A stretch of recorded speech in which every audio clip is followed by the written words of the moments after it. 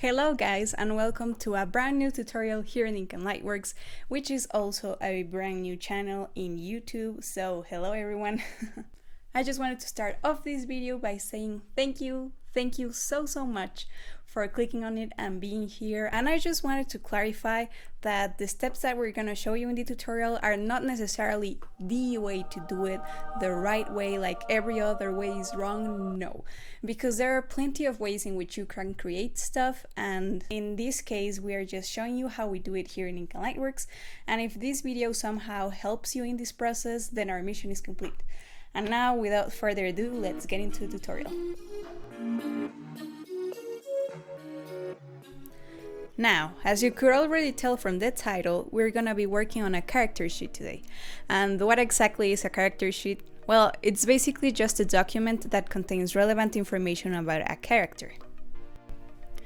A character sheet format may vary depending on what it's going to be used for. For example, in animation, character sheets usually have a turntable so that the animator can see the different angles of the character, maybe also a set of expressions of the character, proportions, and such. What we're going to be working on today is a more simple and generic character sheet. In my case, I'm going to be using this character sheet to consult it when illustrating the character. Step number 1. Character explorations. It's always a good idea to make character explorations, especially if you don't know where you're gonna take your character, or maybe you already have a design but you're not too happy with it. This step helps a lot. So now we are starting off by making a base of the sketch of our character. We are gonna be working with our original character Blue, and this guy is very easygoing, pretty chill, a little awkward and determined.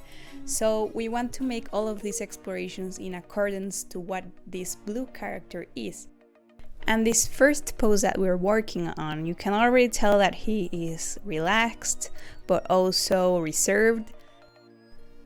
Right now we are cleaning the sketch just a little bit more to add more detail and just so that we can be clear on what is what. And last but not least, we're gonna be adding some values in grayscale to differentiate between materials, from hair, from clothes, and from that you can kind of see what colors the character is gonna have eventually. And with that, we are done with our first exploration. Now we're gonna be making this whole process again 3 more times so that we can have 4 explorations total. Now, you don't necessarily have to do this much, but we do recommend that you at least make 3 explorations. That way, in the end, you can choose the best traits of each exploration. That much work will pay off in the end with a better concept of your character. Now, looking back at our 4 explorations, we decided that we liked all of them. And that's okay. That can happen to you too, and it's actually a good thing. So what we're gonna do is that we're gonna take the 3 outfits that we like the most, and we're gonna construct the character based on the option B, mainly the face features. So right now we are making a new sketch based on the previous explorations that we liked the most. Mainly option A, we like the most the outfit. So right now we are making a whole new pose that reflects Blue's personality, but dressing it with the option number A as of clothes. We are also adding some gear that Blue uses and has, for example his huge headphones and also his phone, because his tech gear is very important to him. So it's important also to add to the character sheet in one way or another. Right now we are cleaning the sketch just a little bit more, because that is going to be the base for when we do the line art. We are also tweaking a little bit his face, making the right facial expressions and such. And that's it. This sketch is ready to get inked. Now, before I do that, I'm gonna be doing another 2 sketches, mixing the previous character explorations. These sketches are gonna show different outfits and also different character expressions. And now that you have your sketches ready, it's time for step number 2, the line art. Now, as you can see, I like to start off with the face. Before anything else, guys, I would recommend that you use a small sized brush, because that way is way more easier to put in more detail into your drawing. Now, also a thing important to take in consideration is line thickness. You should vary line thickness depending on what you're working on. For example, outlines should always be thicker than inner lines that are for detail. For example, in the hair, or the eye bags that you see over there, those lines are way thinner than the lines on the outside.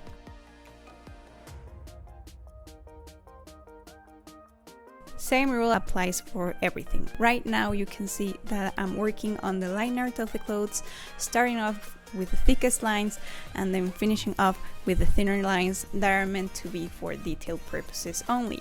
Like the little clothing folds, and adding some more details here and there that I couldn't add in the sketch.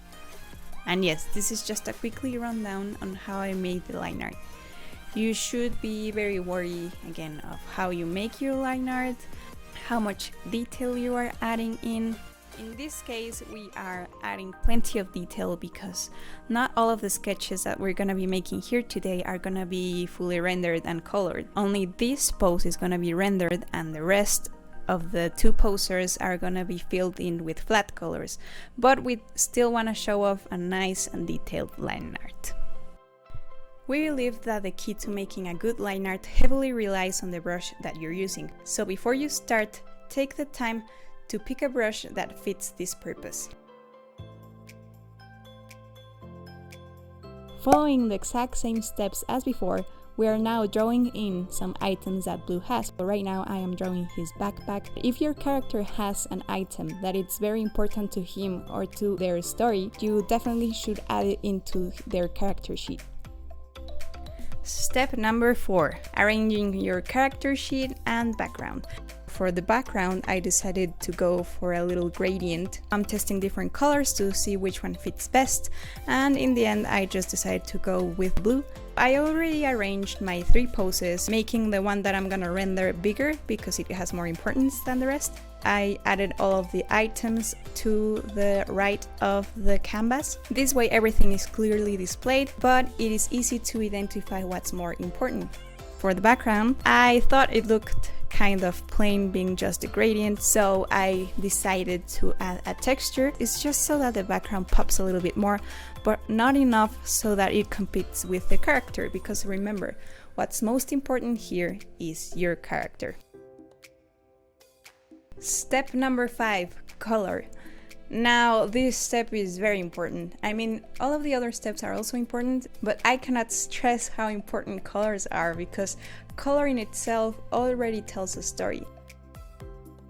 I am coloring in blue. I did this by locking up the layer of color that I had beneath the line art, and I'm just filling in with colors that I think fit Blue's personality the best. If you have a character that is very outgoing and very lively, it's more and most likely that their clothes and the color palette that they have is that it's gonna be very flashy. Now Blue here is not like that.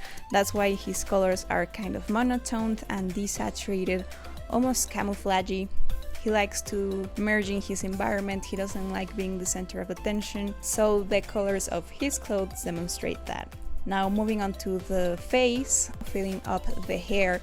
And something that I like to do while adding the flat colors, because these are the flat colors, we are not adding shading or anything just yet. Around the eyes and the nose and ears, I like to add a little bit of more redness, just so it looks more flesh-like. This is something that I like to do when drawing fair-skinned people.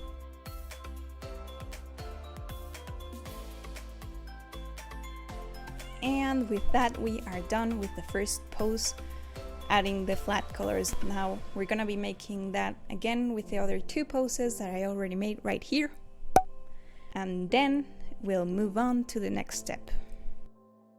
Step number 6, shading and lighting. Now I like to start this step off by filling in the line art with color. Since we are looking for a more painterly style, you can already see that the hard edges start to diminish, and we are already getting that look that we are looking for.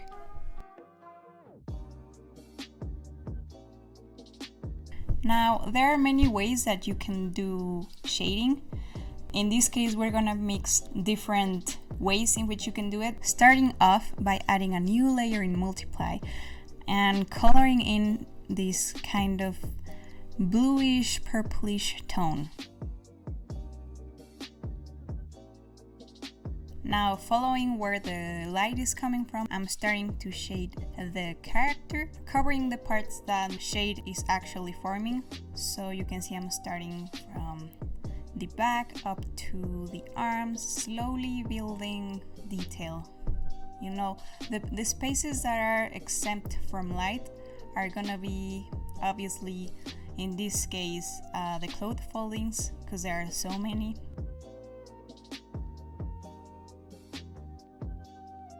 The way you shade your character will also give it more shape. So, for example, here in the face, you can see that I already made pop up more his cheekbones. He has sunken eyes, a small nose, and stuff like that. So, really keep in mind how you make your shading, because that will affect how your character also looks like.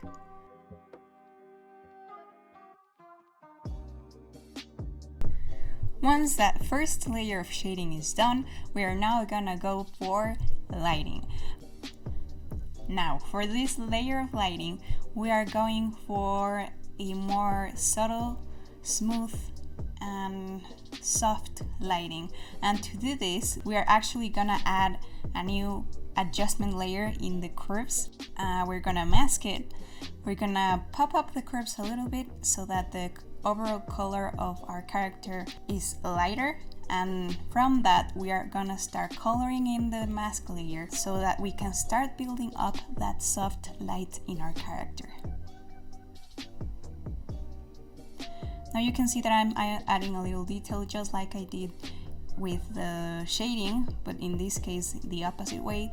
The things that pop out more, like the foldings of the clothes, for example, that have more prominent foldings, are the ones that are gonna be more affected by lights and shadows.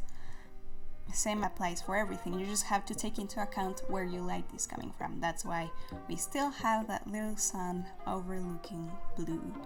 Now, once we set that layer, we're gonna add a new layer in blending mode, add. And now we're gonna use a warm color to make the light.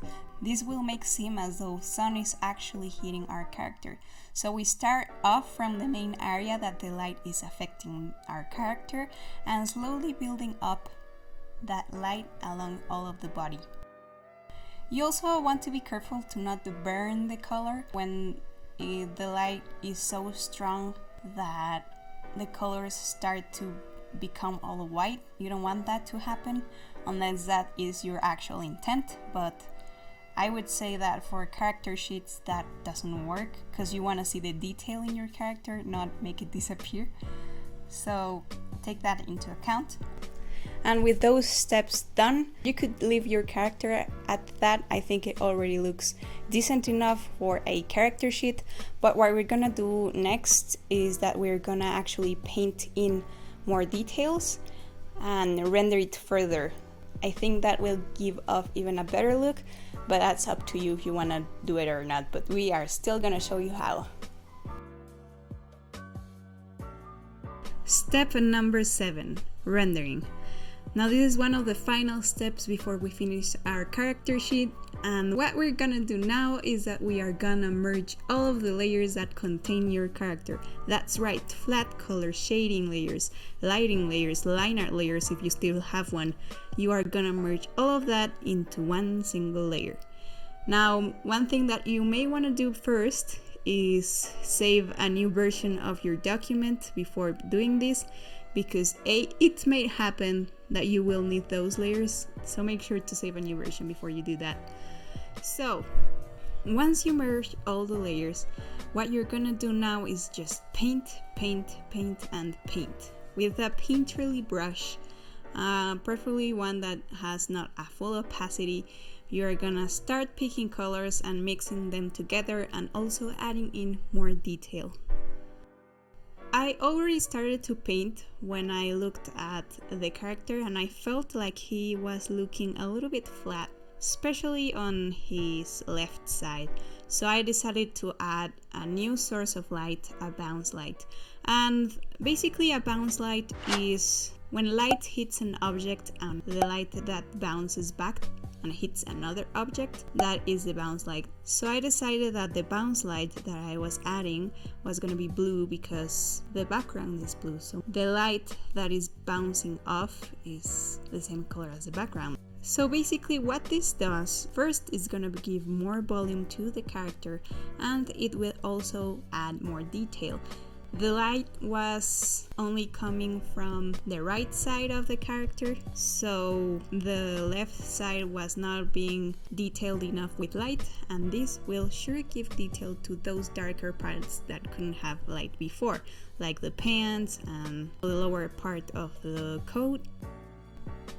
Once this bounce light was added, I decided to again merge it all into one layer and finally start painting. Now the painting process is very repetitive and it takes quite a while to finish, especially if you want to render everything, which is not recommended. Usually you should only render the parts of high importance, like the face, the thing that you want to make the focus of attention, but in this case I'm gonna render it all just so that it can have the same amount of detail, and since detail is important in a character sheet, that will be a good and helpful thing. While you're painting, make sure to pick the colors that you already have laid out before with the shading and lighting layers, but you can also add new colors in order to make your drawing pop up more. Now during this process, a lot of things come to light. In my case, I started to notice some misproportions in the face of the character and also along the body, so I did make some liquefies here and there in order to make it look better. Make sure to flip the canvas horizontally now and then to make sure that your drawing is straight.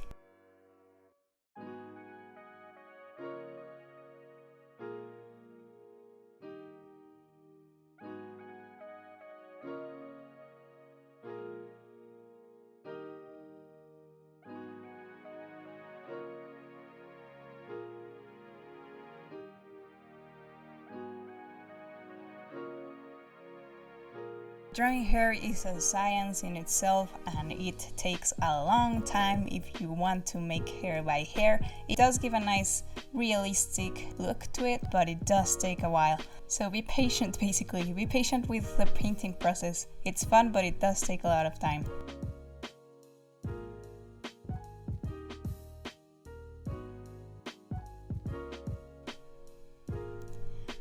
Now this painting is going to take some time, as I already stated, so let's just plow through it, why don't we?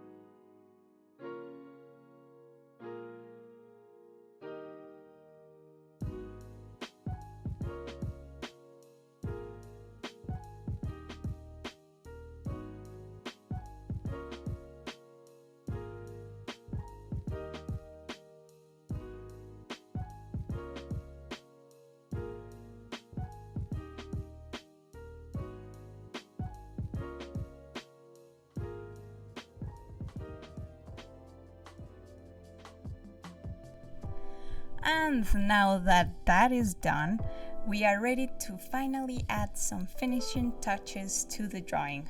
I added a new adjustment layer in the curves, I lowered the curves a little bit, made a mask, and I started to add more shadows, occlusion in the parts that needed it inside the hoodie. I thought that I didn't put quite enough darkness before, so I'm adding that now, and also along the foldings and in the face, just to add more detail to it.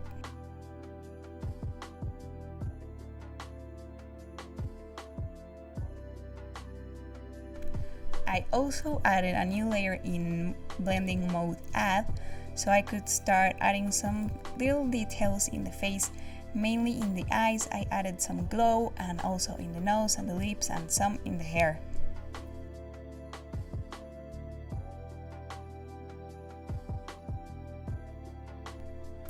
Last and final step, number 8. What we're gonna do now is personally the least fun part, but it's just as important as everything else. We are gonna construct the text boxes that are gonna contain the information about the character. So I decided to leave Photoshop and pop right into Adobe Illustrator. You don't necessarily have to do this in this program. I just feel that it's way easier for me to do it, to make just shapes in general, gradients and stuff. It's very precise, so that's why I'm using this program. So right now I'm just working on putting on the top part of the text box, which will contain the character's name and nickname. His name is Desmond and his nickname is Blue. Underneath that box, I'm gonna put some text about him, his personality, occupation, age, and at the very bottom I'm constructing another text box that basically will contain the color palettes of the character. I am adding this on because most of the colors in the rendering part got lost, like the pure colors, so if I ever need the real colors again, I can come back and pick them up from that palette. Next, this part I didn't record because I didn't find that interesting, but I just went back quickly to Photoshop and added some text. I know that you can also add pretty cool text in Adobe Illustrator, but I'm just not that comfortable with the text tool there. So in Photoshop I added text, made some curve adjustments, and this is our final result.